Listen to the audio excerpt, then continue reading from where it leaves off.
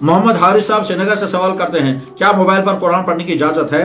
अगर हाँ तो फिर बताइए कि अगर वो वही मोबाइल लेकर बंदा बाथरूम या पेशाब करने के लिए चला जाता है, उस पर क्या हुक्म है? जवाब उसका यह है कि मोबाइल के अंदर जो कुरान फीड होता है वो ऐसा ही है जैसे इंसान के दिमाग में कुरान फीड है। हम में से हर शख्स को सूरह फातिहा याद है, वो दिमाग में है। जैसे हमारे दिमाग में सूरह फातिहा और सूरतें और जो हाफिज होते हैं उनका पूरा कुरान जैसे दिमाग में है, इसी तरह से मोबाइल के अंदर कुरान फीड है। तो हम अपने इस दिमाग को लेकर जैसे बाथरूम जाते हैं, उसमें कोई एतराज नहीं, इसी तरह से इस मोबाइल को लेकर हम बाथरूम जा सकते हैं, उसमें कोई एतराज की बात नहीं है। ये नहीं कहा जाएगा कि आप कुरान बाथरूम लेकर गए, ये कहा जाएगा कि आप मोबाइल लेकर के बाथरूम चले गए। उस मोबाइल के हजारों फंक्शनों में से एक उसको कुरान में भी है।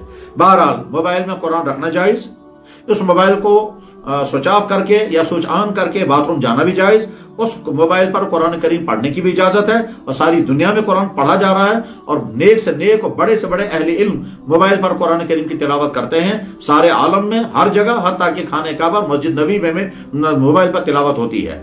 अलबत्ता सवाल यह है कि जब मोबाइल पर कुरान की तिलावत की जा रही हो और उंगली से टच किया जा रहा हो तो क्या वजू होना जरूरी है या नहीं? बाज़ उलमा की राय यह है कि बावजू होकर ही मोबाइल को टच कर सकते हैं, और बाज़ उलमा की राय है कि नहीं, बावजू होना शर्त नहीं है। इसलिए कि हम जब टच करते हैं मोबाइल को तो हम आयतों को टच नहीं करते हैं बल्कि हम स्क्रीन को टच करते हैं, और आयत को टच करना जो है वो है मना। जैसे लिखा हुआ कुरान, उस लिखे हुए कुरान को बगैर वजू के छूना मना है। और ये जो मोबाइल पर कुरान है वो हम शीशे को छूते हैं, स्क्रीन के नीचे कुरान होता है, ये बराह रास्त कुरान को छूना नहीं हुआ। लिहाजा कुछ उलमा कहते हैं कि स्क्रीन पर जब कुरान होगा तो हाथ लगाना जायज नहीं है बगैर वजू, कुछ उलमा कहते हैं कि इजाजत है।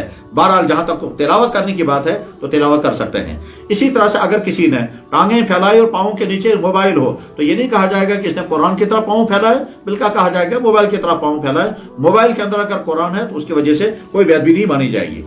दूसरा सवाल यह है, ये पूछते हैं, मैं लेट कर दरूद शरीफ का विर्द कर सकता हूँ, टेक कर लगा करके पढ़ सकता हूँ, बेड पर सोते सोते पढ़ सकता हूँ या नहीं? तो जवाब है कि बिल्कुल पढ़ सकते हैं।